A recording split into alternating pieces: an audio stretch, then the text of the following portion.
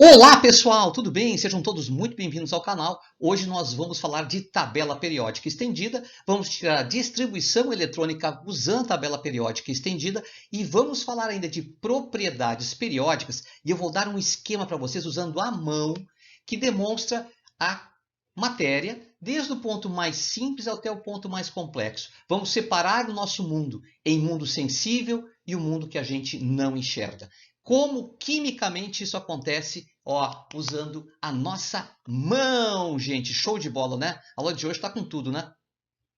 Não está inscrito no canal ainda? Mas se inscreve agora, ativa o sininho, dá um like, faça um comentário que, ó, pum, muito bem-vindo neste canal. Tá bom? Vamos lá, então? Muito bem, pessoal. Então vamos para a tabela periódica estendida. Nunca ouviu falar? Pois é. Na aula passada, lembra que a gente trabalhou a tabela reduzida, que é uma tabela pequenininha que a gente pode usar para trabalhar muito bem vários conteúdos de química, porque ali estão os elementos mais importantes, os representativos. Tabela que é comprimidinha, é pequenininha, apenas com 8 coluninhas, né?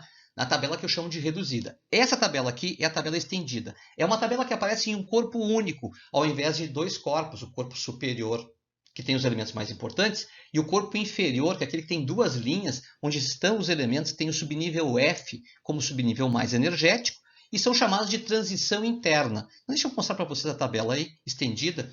Tá? Essa tabela periódica ela tem uma característica interessante. Ela é o diagrama de Linus-Pauling. Então, tendo ela na mão, a gente consegue tirar a distribuição eletrônica de uma maneira muito mais simples e interessante.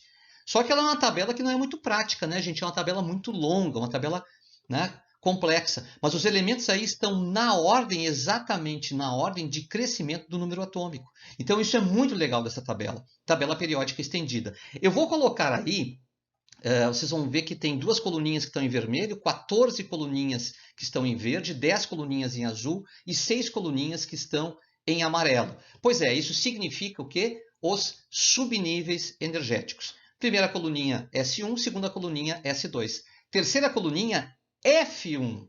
Ah, professor, primeiro vem o S e depois vem o F. Os que estão em verdinho são os F. Os que estão em azulzinho são o subnível D e os que estão em amarelinho são o subnível P. Eu vou colocar agora embaixo ali, ó, para cada coluninha, qual é a distribuição ali, ou melhor, o subnível mais energético, né? O subnível mais energético para o elemento que está naquele quadradinho. Por exemplo, se eu tenho um elemento que está num quadradinho aqui, ó, vamos lá, nesse quadradinho aqui, ó, tá? Então eu sei que ele é F8. Tá? Ah, professor, e eu pego um que está no primeiro quadradinho dos azuis ali, né? Ah, então ele é D1. Tá? Então ali está todas as coluninhas, tá? Com cada um das denominações do subnível. Agora olha só, eu posso usar essa tabela periódica para tirar a distribuição eletrônica de qualquer elemento químico. Vamos brincar um pouquinho. Vamos pegar um elemento químico bem importante. Vamos pegar o ferro. Esse aparece muito em provas de vestibular, né? Então é bom a gente saber a distribuição e saber tirar rápido a distribuição. Primeira coisa que a gente faz para tirar a distribuição eletrônica do ferro: olhar na linha de cima da linha do ferro. A linha do ferro é a linha 4. Deixa eu colocar primeiro as linhas aqui, ó. Linha 1, 2, 3, 4, 5, 6 e 7. O ferro está na linha 4, né, gente? Está na linha 4, perfeito, na linha 4.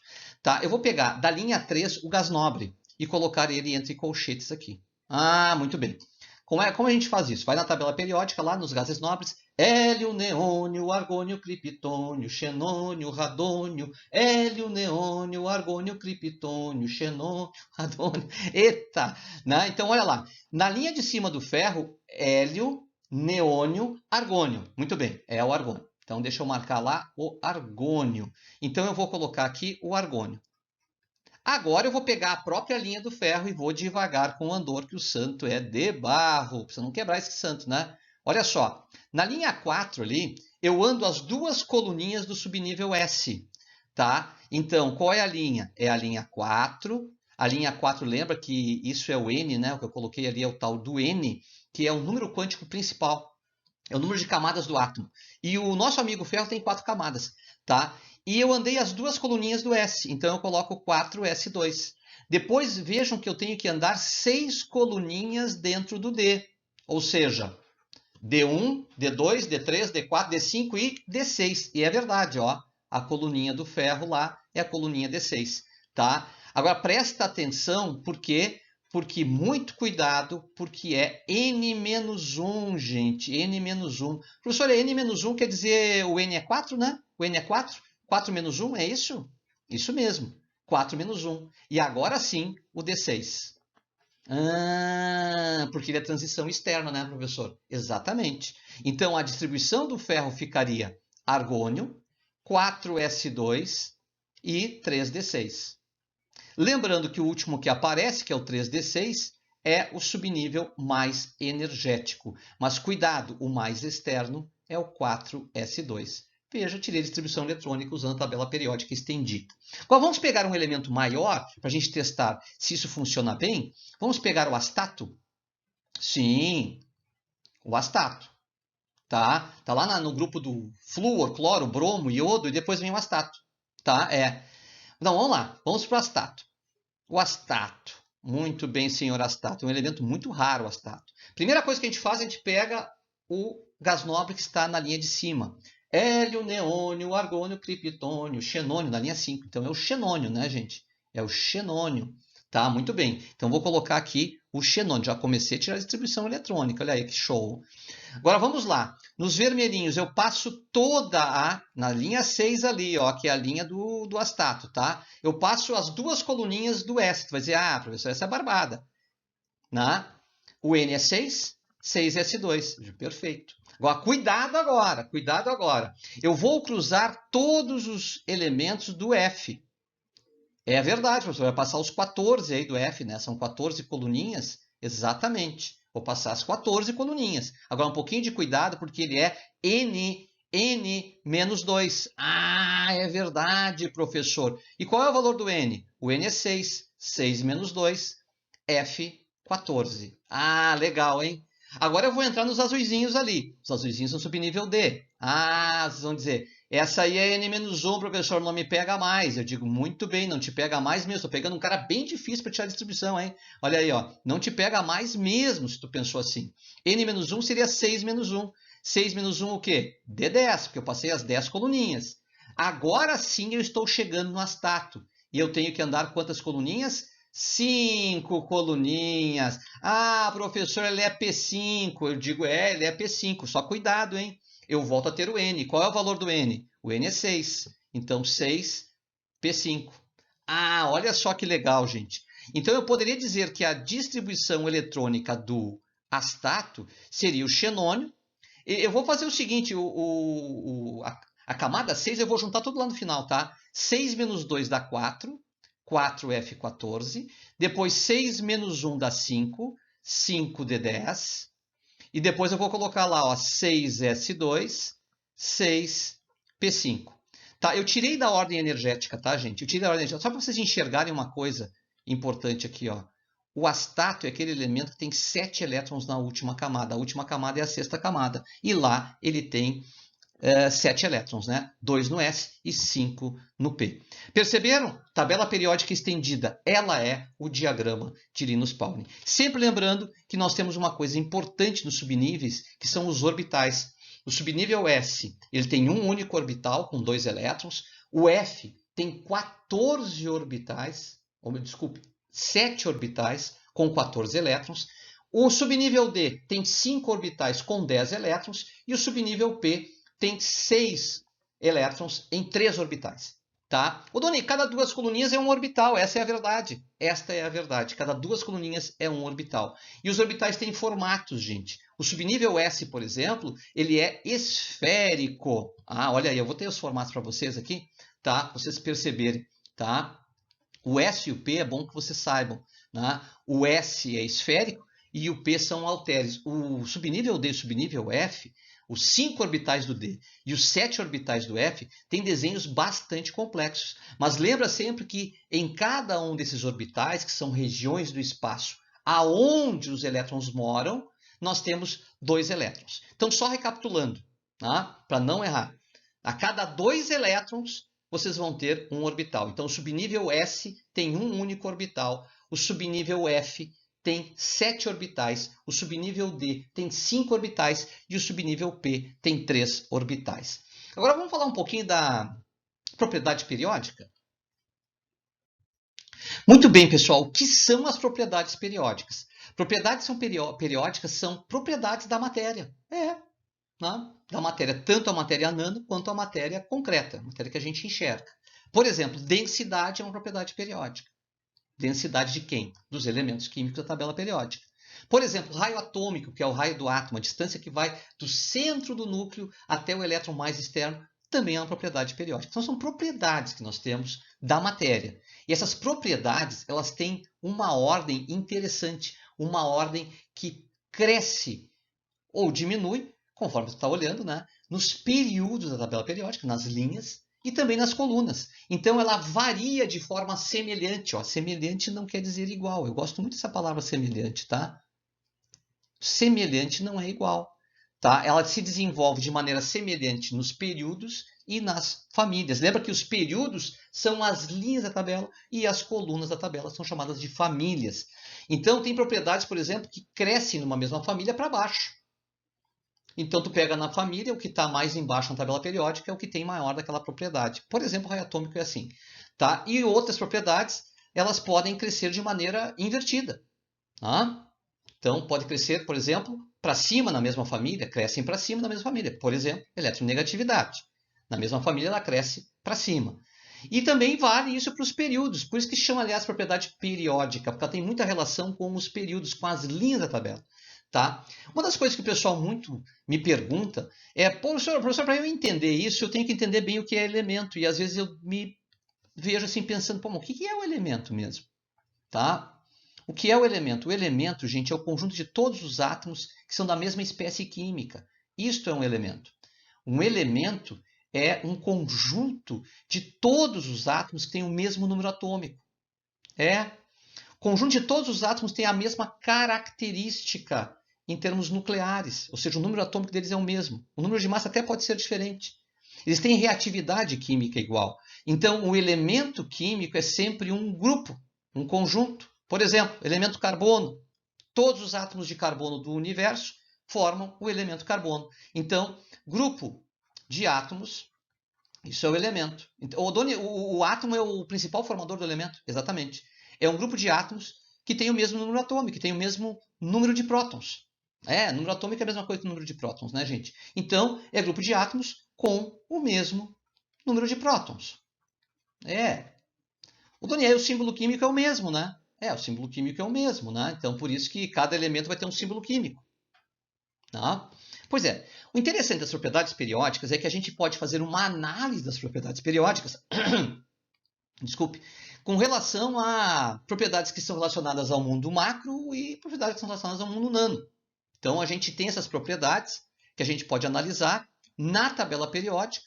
E essas propriedades podem ser como densidade do elemento, que envolve densidade de substância, da substância elementar. Por exemplo, a densidade do ferro.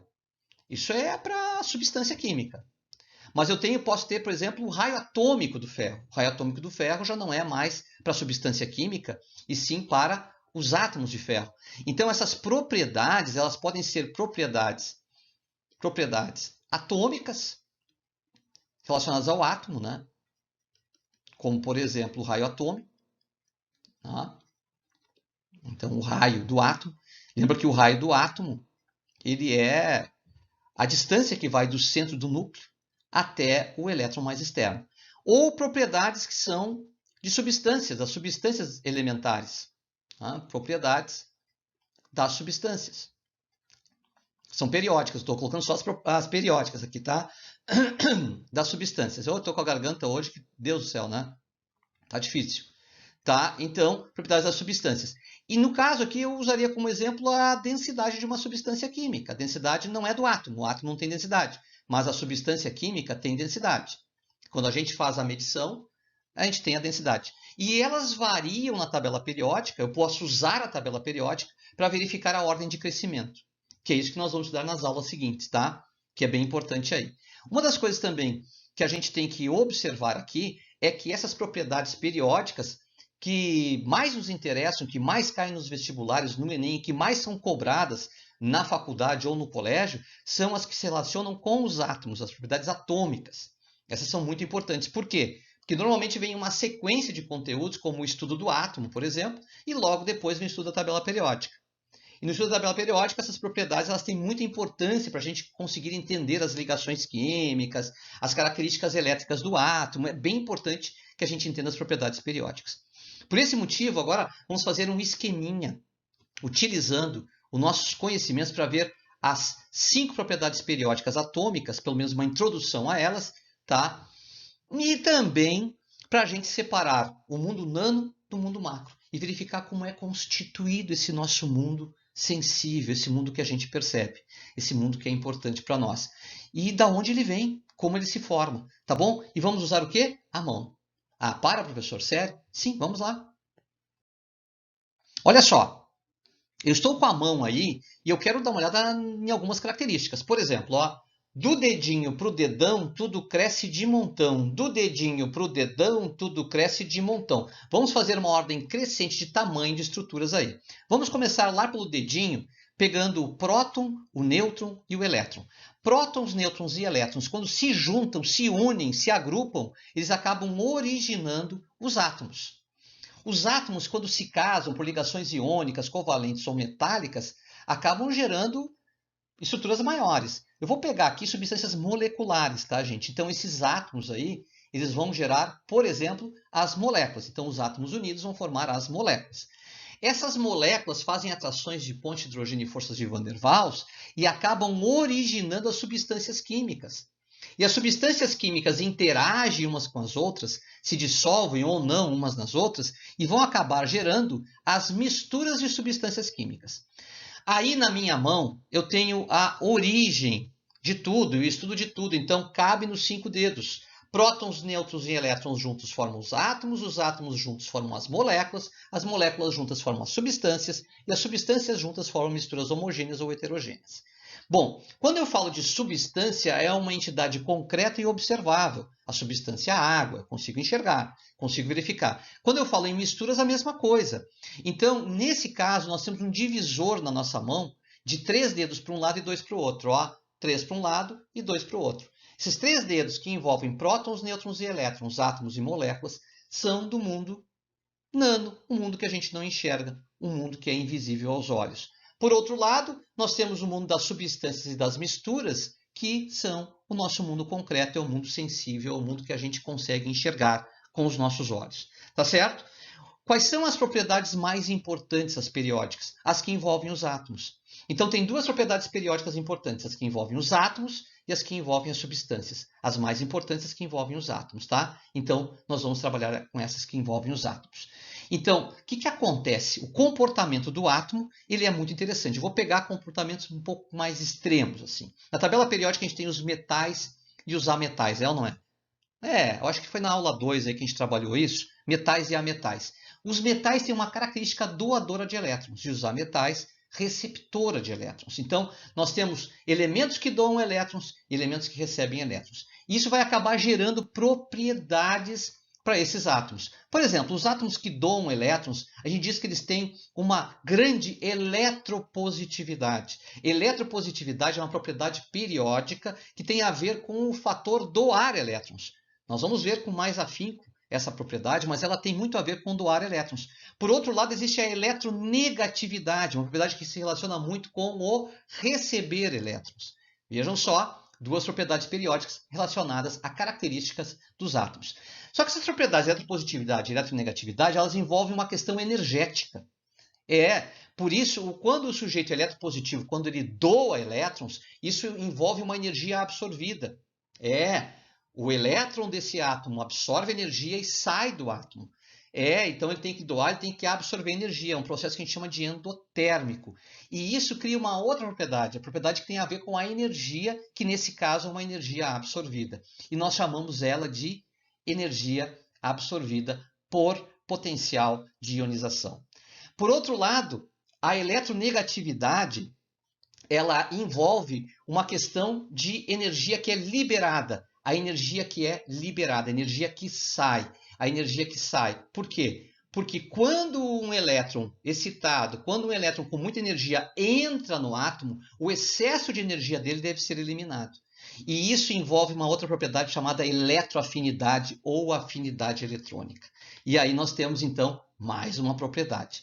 Né? Então, propriedade 1, eletropositividade, propriedade 2, eletronegatividade. Tem a ver com o comportamento do átomo. Depois envolve a questão energética do elétron no átomo. A propriedade 3, que é a eletroafinidade ou afinidade eletrônica, e a propriedade 4, que é o potencial de ionização. E ainda temos uma propriedade nano muito importante, que eu falei várias vezes nessa aula de hoje, que é o raio atômico. O raio atômico é o raio do átomo. É a distância que vai do centro do núcleo até o elétron mais externo desse átomo. E essa propriedade ela tem muito a ver com a eletropositividade, com a eletronegatividade, com o potencial de ionização e com a eletroafinidade. Nas próximas aulas nós vamos ver uma a uma essas propriedades periódicas que envolvem o comportamento do átomo. E eu espero que na aula de hoje vocês tenham aproveitado alguns detalhes, como por exemplo, distribuição eletrônica pela tabela estendida, que é bem importante e interessante, identificando a origem da tabela periódica e a relação dela com o modelo atômico atual e também com o Linus Pauling. Tem uma tabela nova, gente, que é a tabela, bem no início desse vídeo, tem, que é a tabela Galaxy. Tá? Essa tabela Galaxy, ela realmente é muito inovadora, é muito interessante. Tá? Porém, ela não dá essa possibilidade dessa leitura imediata que a gente tem pela tabela estendida, tá bom? E depois que vocês consigam observar que usando a mão a gente consegue separar o nosso mundo em um mundo invisível aos olhos e um mundo visível aos olhos do ponto de vista químico. Tá bom? Um grande abraço a todos, muito obrigado. Quem veio até aqui, por favor, tá? Já dá um likezinho e ativa o sininho e, claro, como sempre, né, se inscreve no nosso canal. Tá bom? Ele é nosso. Um grande abraço a todos e até nosso próximo encontro. Tá bom? Até lá.